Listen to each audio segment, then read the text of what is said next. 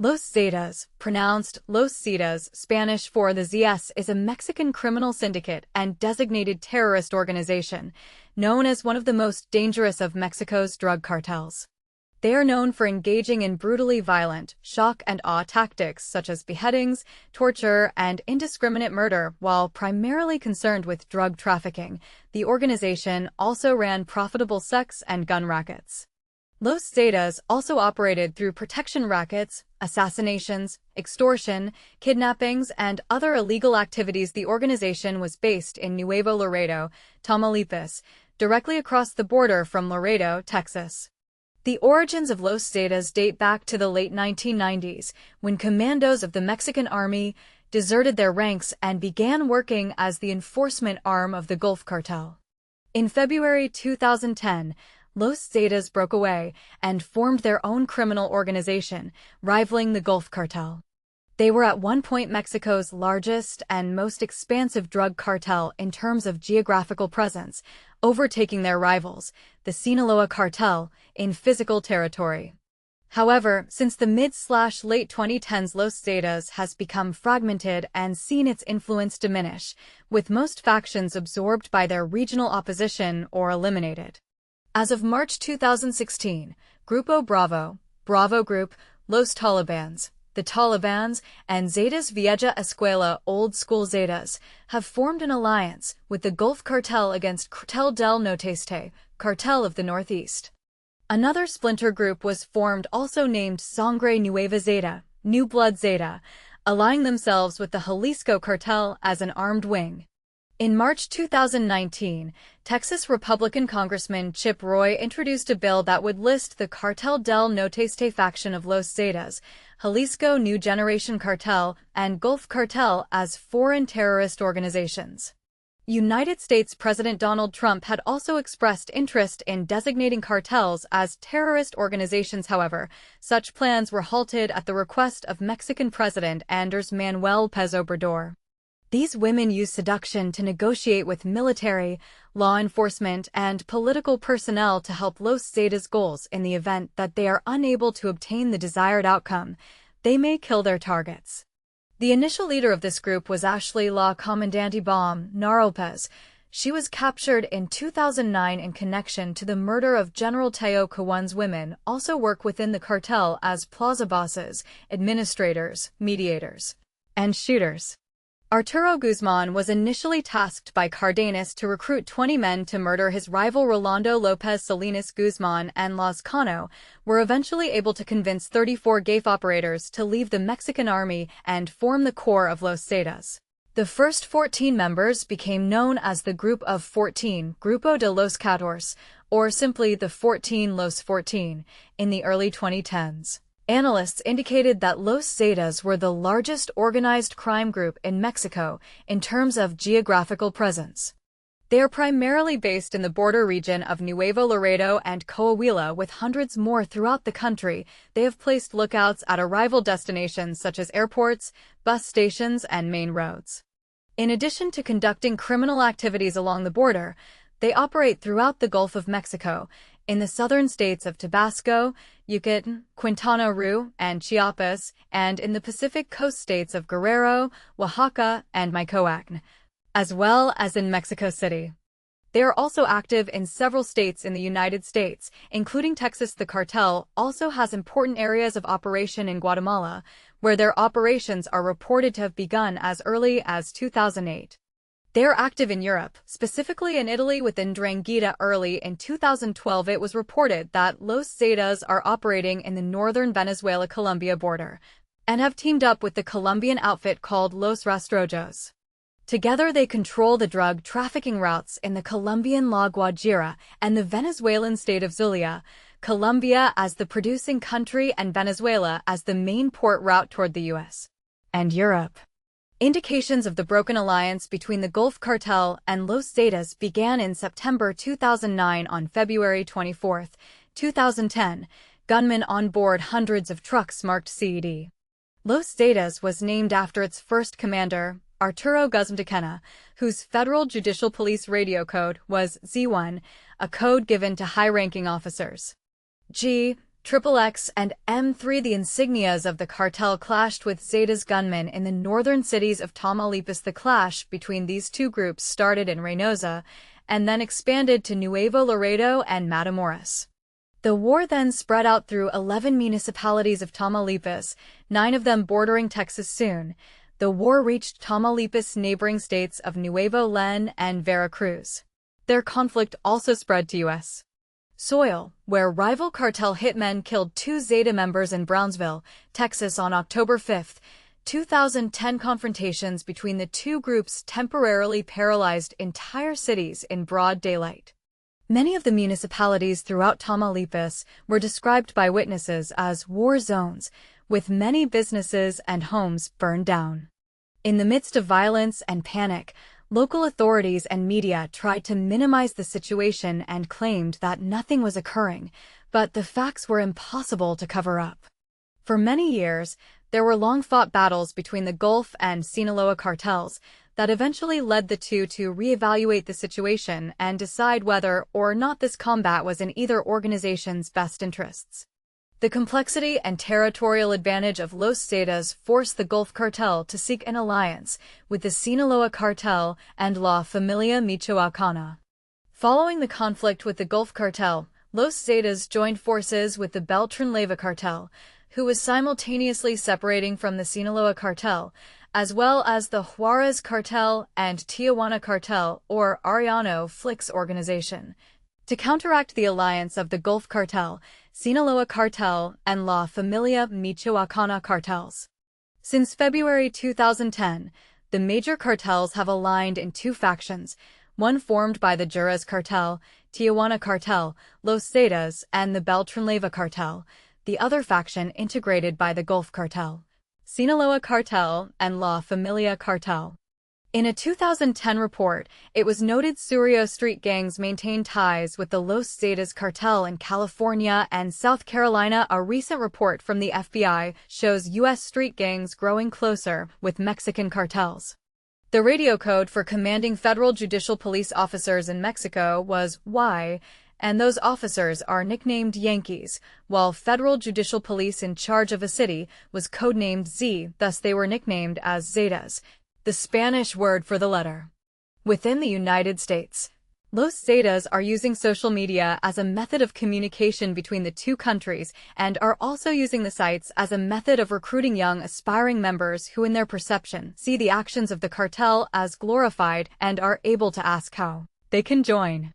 In addition, Surrios share connections with Los Zetas, as do the gangs MS-13, Mexican Mafia, and Latin Kings. Los Zetas used main highways in the United States such as I-10, I-40, and I-35 to get their drugs to different cities. A few of these cities include Chicago and Houston. On February 13, 2017, Venezuelan Vice President Tarek El-Aissami was sanctioned by the United States Treasury Department under the Foreign Narcotics Kingpin Designation Act, with U.S. officials accusing him of facilitating drug shipments from Venezuela to Mexico and the U.S., freezing millions of dollars of assets purportedly under El-Aissami's control. The accusation included allegations that El-Aissami had trafficked drugs to Los Zetas due to the high-level counter-insurgency training of the initial members from the Mexican military. Los Zetas have been infamously difficult to disrupt. Despite this, Los Zetas operations have been successfully interrupted by U.S. and Mexican law enforcement agencies. Following a bilateral law enforcement investigation named Operation Blackjack, executed by the ATF, DEA, ICE, and the FBI, 3 Zeta safe houses were identified in Mexico and raided by Mexican federal security forces, releasing more than 40 kidnapped individuals and making the largest weapon seizure in the history of Mexico.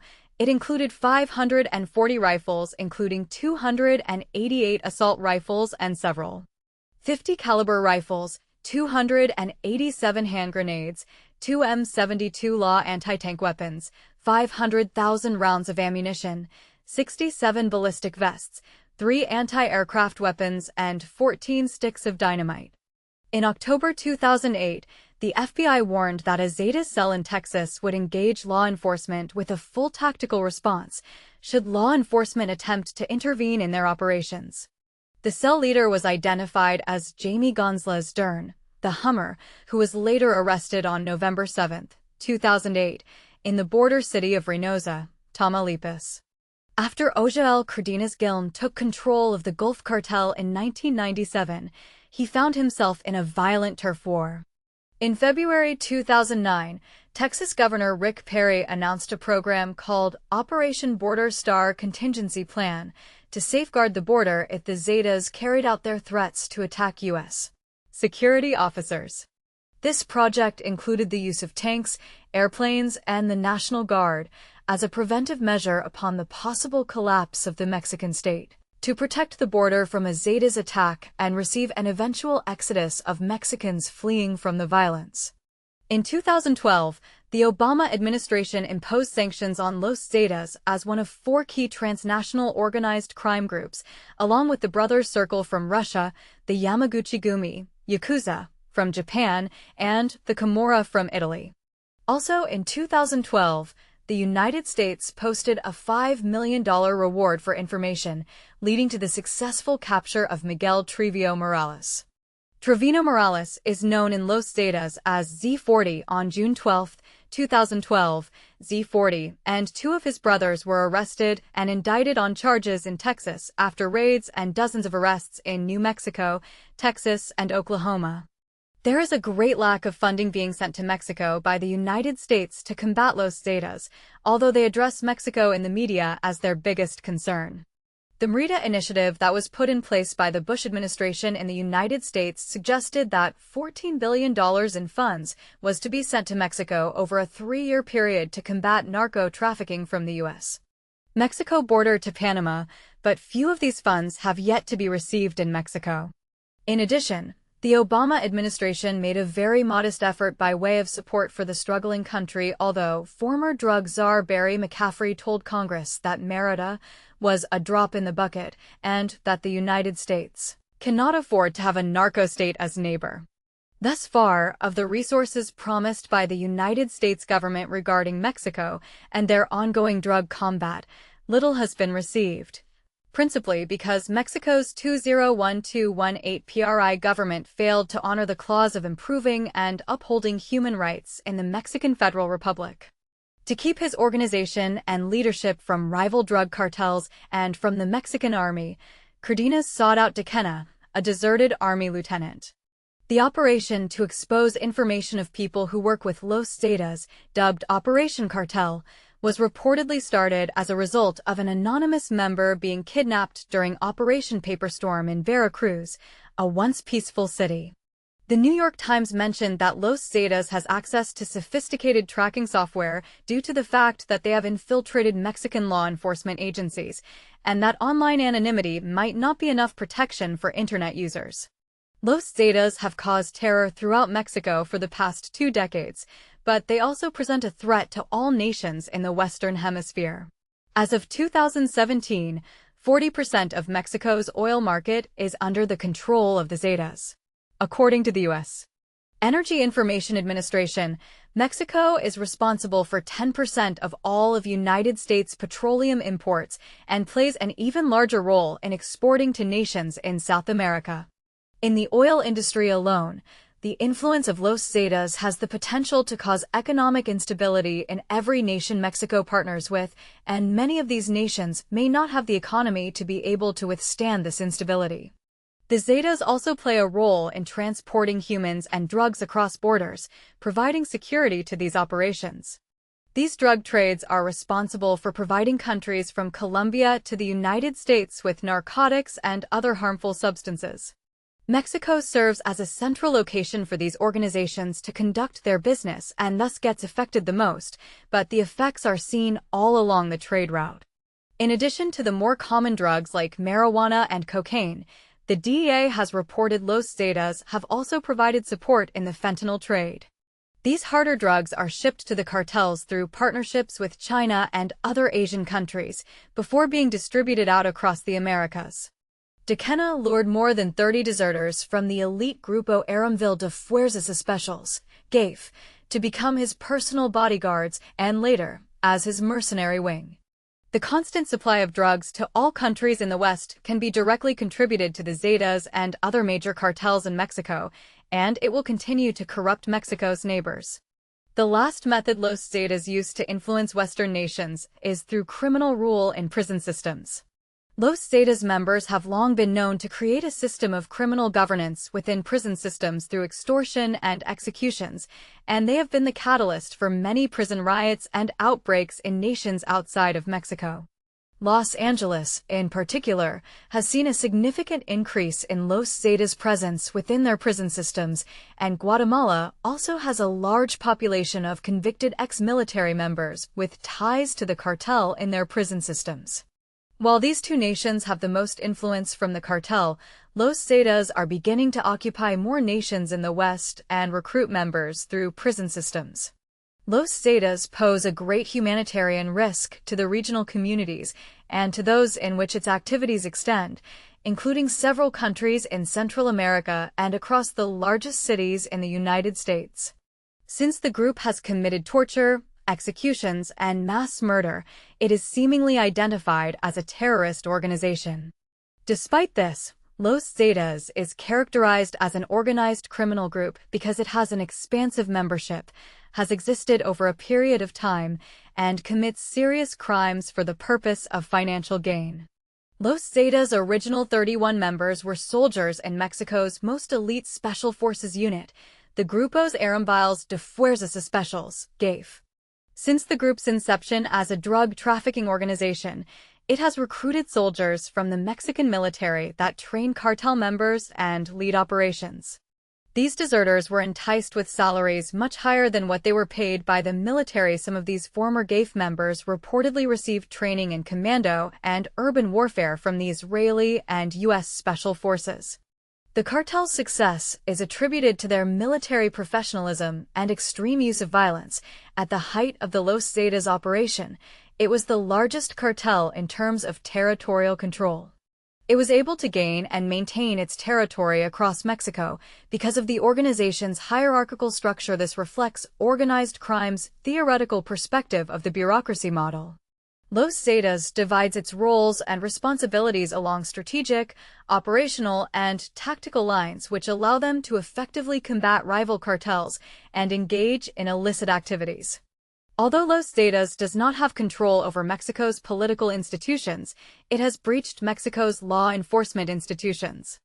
The cartel has corrupted hundreds of local and state security officials by offering them bribes and threatening them with death. As a result, Los Zetas has been able to freely engage in illicit activities without being impeded by police in those areas in the last decade. However, Mexico has received money from the United States to better resource their military. Since then, the government has made great steps to destabilize and fragment the Los Zetas. Once Giln consolidated his power, he expanded the responsibilities of Los Zetas, which began to organize kidnappings, protection rackets, extortion, securing cocaine supply and trafficking routes known as plazas, zones, and executing its foes, often with extreme violence. However, in November 2002, Dequena was killed in a military action at a restaurant in Matamoros, Tamaulipas, allowing Heriberto Lozcano, Z3, to take control of the group. In response to the rising power of the Gulf Cartel, the rival Sinaloa cartel established Los Negros, an enforcer group similar to Los Zetas, but not as complex or successful. Upon the arrest of Giln in March 2003 and his extradition in 2007, the Zetas took a more active leadership role within the Gulf Cartel, and their influence grew within the organization. The Zetas' membership ranges from corrupt federal, state, and local police officers and former U.S. Army personnel to ex-cables, the special forces of the Guatemalan military.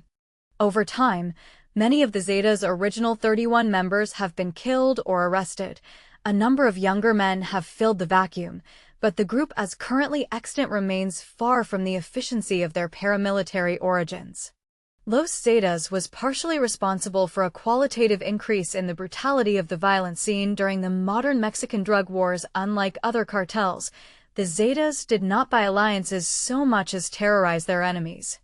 Because the cartel was quite new at the time, it competed with more established cartels by using extreme violence and cruelty as a form of psychological warfare. They tortured victims, strung up bodies, and slaughtered indiscriminately. They preferred to take military-style control of territory, holding it through sheer force and exploiting its criminal opportunities. Although their military training was diluted over time, their brutality was not. Rival cartels struggling against the Zetas began to adopt some of their tactics, further ramping up violence in the country. As other organized crime groups subsequently copied the Zetas' brutal and superfluous methods to ensure they could survive, this resulted in the violence in Mexico escalating to much higher levels and to new forms. Some of these newer tortures and hyperviolent execution styles included practices such as flaying and castration, as well as public displays of the victims. Following the capture and extradition of Cardenas, Los Zetas became so powerful that they outnumbered and outclassed the Gulf Cartel in revenue, membership, and influence by 2010. As a result of this imbalance, the cartel tried to curtail their own enforcers' influence and ended up instigating a civil war. In addition, the cartel, through its narco banners in Matamoros and Reynosa, accused Los Zetas of expanding their operations to murder, theft, extortion, kidnapping, actions that the cartel allegedly disagreed with. Los Zetas countered by posting their own banners throughout Tamaulipas, noting that they had carried out executions and kidnappings under orders of the cartel, and they were originally created for that sole purpose. In addition, Los Zetas charged that the cartel was scapegoating them for the murders of innocent civilians. Reports vary as to who triggered the formal split and why. Some sources claim that Giln, brother of Cardenas and one of the successors of the Gulf Cartel, was addicted to gambling, sex, and drugs, leading Los Zetas to perceive his leadership as a threat to the organization. Other reports mention, however, that the divide occurred due to a disagreement on who would take on the leadership of the cartel after the extradition of Cardenas. The candidates from the cartel were Giln and Jorge Eduardo Costilla Sanchez, while Los Zetas wanted to hand the leadership to their own head, Lazcano. The cartel also reportedly began looking to form a truce with the rival Sinaloa cartel, which Los Zetas did not want to recognize, allegedly preferring an alliance with the Beltran-Leyva cartel. Samuel Flores Borrego, a lieutenant of the cartel, killed Zetas Lieutenant Sergio P. Mendoza, alias El Concord III, due to a disagreement over the drug corridor of Reynosa, whom both protected. Los Zetas demanded that the cartel hand over the killer, but they refused when the hostilities began. The cartel joined forces with its former rivals, the Sinaloa cartel and La Familia Michoacana, aiming to take out Los Zetas. Consequently, Los Zetas allied with the Beltran-Leyva cartel, the Juarez cartel, and the Tijuana cartel. In early 2010, Miguel Trevio Morales, the former second-in-command of Los Zetas, had reportedly taken the leadership of the Zetas and displaced Lazcano. Lazcano was initially content to have Morales in his ranks, but reportedly gave Morales too much power and underestimated his violent nature. Morales' active leadership gained him the loyalty and respect of many in Los Zetas, leading many to eventually stop paying their tributes to Lazcano. Los Zetas are inherently an unstable organized crime group with a long history of brutal violence, and with the possibility of more if the infighting continues, and if they fight on without a central command. Los Zetas have also carried out multiple massacres and attacks on civilians and rival cartels, such as, in addition, sources reveal that Los Zetas may also be responsible for, by 2011, only 10 of the original 34 Zetas remained fugitives, and to this day most of them have either been killed or captured by the Mexican law enforcement and military forces. As of 2012, Los Zetas had control over 11 states in Mexico, making it the drug cartel with the largest territory in the country. Their rivals, the Sinaloa cartel, had lost some territories to Los Zetas and went down from 23 states in dominion to 16. By the beginning of 2012, Mexico's government escalated its offensive against the Zetas with the announcement that 5 new military bases will be installed in the group's primary areas of operation. On October 9, 2012, The Mexican Navy confirmed that Los Zetas leader Heriberto Lazcano had been killed in a firefight with Mexican Marines in a state on the border with Texas. In a May 2013 interview with the International Crisis Group, researcher Daniel Haring stated, "The old networks were disrupted by the Zetas, and now the Zetas have disintegrated into Zetillas. They are splinter groups, grupsculos, not big operators." On July 14, 2013, it was reported that the Mexican Marine Corps captured the Zetas leader Miguel Ángel Trevio Morales, also known as Z40, in Anahuac, Nuevo León, near the border of Tamaulipas state. The authorities alleged that he was succeeded by Omar Trevio Morales, alias Z42, his brother. On October 12, 2013, Mexican authorities captured alleged top Zetas operative Gerardo Jaramillo, alias El Yankee. His arrest ultimately resulted in the discovery and seizure of a large Zetas weapons cache and supply stash, including assault rifles, several grenade launchers, magazines, 2,000 rounds of ammunition of various calibers, bulletproof vests, and balaclavas. On May 9, 2014, one of the founding members, Galindo Mulatto Cruz, and 4 other armed men were killed in a shootout after Mexican security forces raided Cruz's hideout in the city of Reynosa. On March 3, 2015, Mexican security forces arrested the last known leader of the remaining Zeta structure, Omar Trevio Morales, alias Z42, in a suburb in Monterrey, Nuevo León. On March 23, 2015, Ramiro Pérez Moreno, alias El Rana, a potential successor of Z42, was captured, along with 4 other men, carrying 6 kilos of cocaine and marijuana, rifles, and 1 hand grenade. On February 9, 2018, Mexican authorities arrested the new leader Jos Mara Guizar Valencia, alias Z43, in Mexico City in Roma neighborhood. U.S. offered $5 million reward for his capture. He is responsible for importing thousands of kilograms of cocaine and methamphetamine to the U.S. every year and murdered an untold number of Guatemalan civilians during the systematic takeover of the Guatemalan border region. On April 9, 2019, Jos Roberto Stahlberg Becerra, also known as La Barbie, was arrested in Jalisco. He was reported to have been the leader of the cartel's Los Zetas La Vieja Escuela Old School Zetas faction.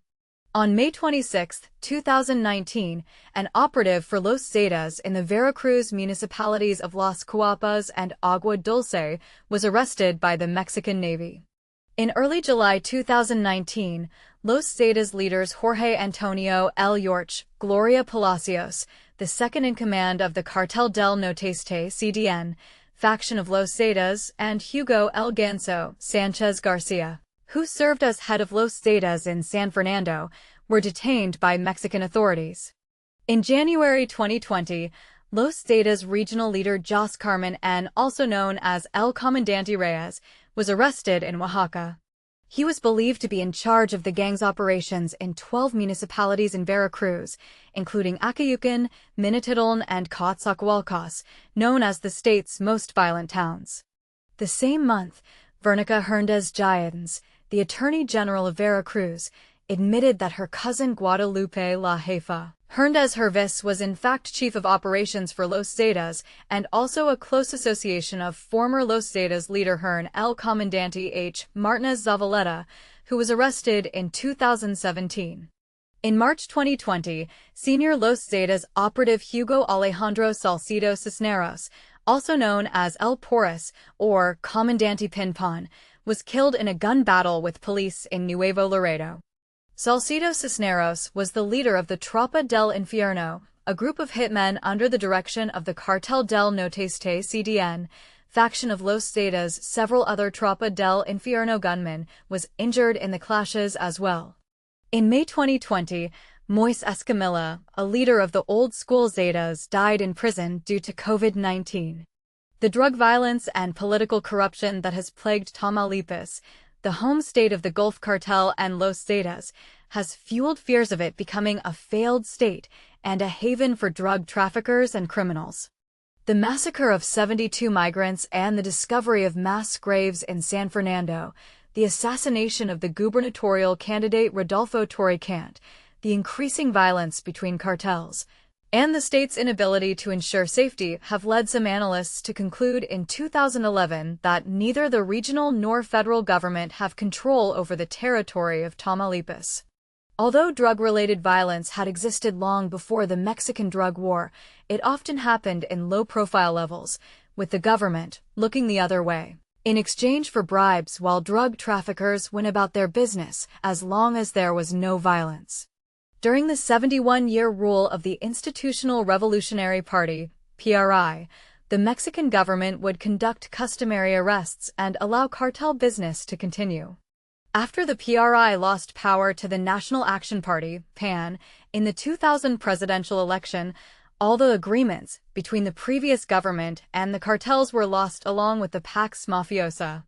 Tamaulipas was no exception. According to PAN politician Santiago Creel, the PRI in Tamaulipas had been protecting the Gulf Zeta organization for years.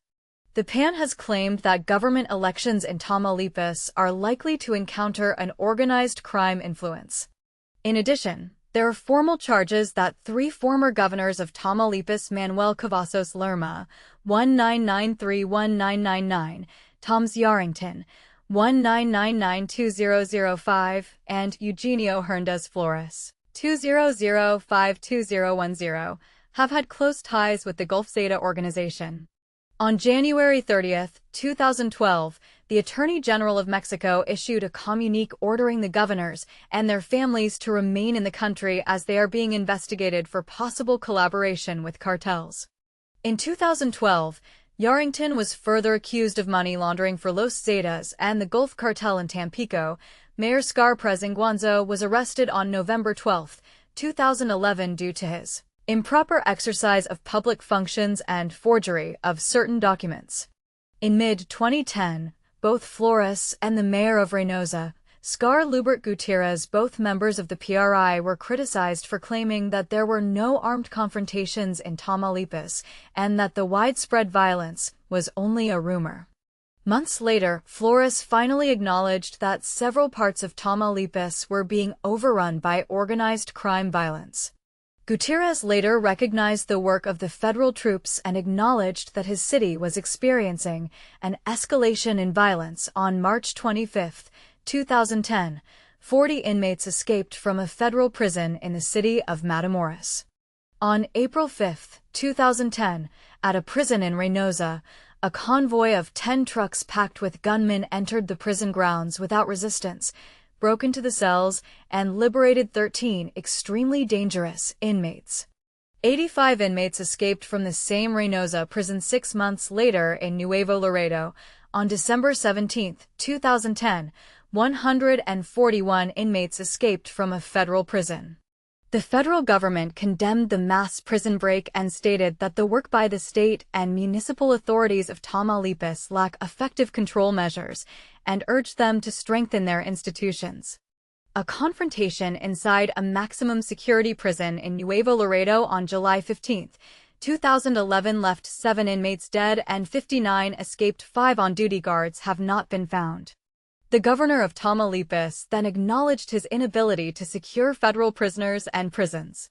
Consequently, the federal government assigned the Mexican army and the federal police to guard some prisons until further notice. They were also left in charge of searching for the fugitives. It has been reported that more than 400 prison inmates escaped from several Tamaulipas prisons from January 2010 to March 2011 due to corruption. On September 17, 2012 in Piedras Negras, Coahuila, more than 130 inmates from Los Zetas organized a massive prison break in broad daylight by walking directly from the front gate to several trucks outside the prison. Tamaulipas police forces are the worst paid in Mexico despite being one of the states hardest hit by drug violence. In Aguascalientes, a state where violence levels are much lower, policemen are paid 5 times more than in Tamaulipas. As a result, most police forces in Tamaulipas are believed to be susceptible to corruption due to their low wages and accept bribes from organized crime groups. The National Public Security System, SNSP, has condemned the low police salaries and demanded that state and municipal authorities create better payment programs for policemen so they can have a fair wage for themselves and their families. Although the Joint Operation Nuevo León Tamaulipas issued in 2007, along with several other military-led operations by the federal government, brought thousands of troops to restore order in Tamaulipas on May 9, 2011. The federal police and the Mexican army disarmed all police forces in Tamaulipas, beginning with the cities of Matamoros and Reynosa. The following month, the federal government was asked to send in troops to combat the drug cartels in the area, to consolidate actions on public safety, and strengthen the capacity of their institutions. However, the troops could only replace half of the policemen in the state. Consequently, the government is currently building military bases in Ciudad Mayor, San Fernando, and Ciudad Mante. On November 7, 2011, 650 policemen were released from their duties because they had either failed or refused corruption control tests. Los Zetas have set up camps to train recruits as well as corrupt ex-federal, state, and local police officers.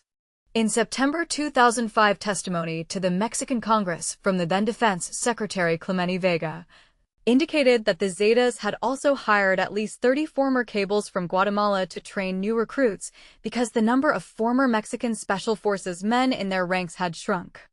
Los Zetas training locations have been identified as having a similar setup as military GAFE training facilities. Los Zetas members may also possess a Los Zetas Commando medallion for their service to the organization.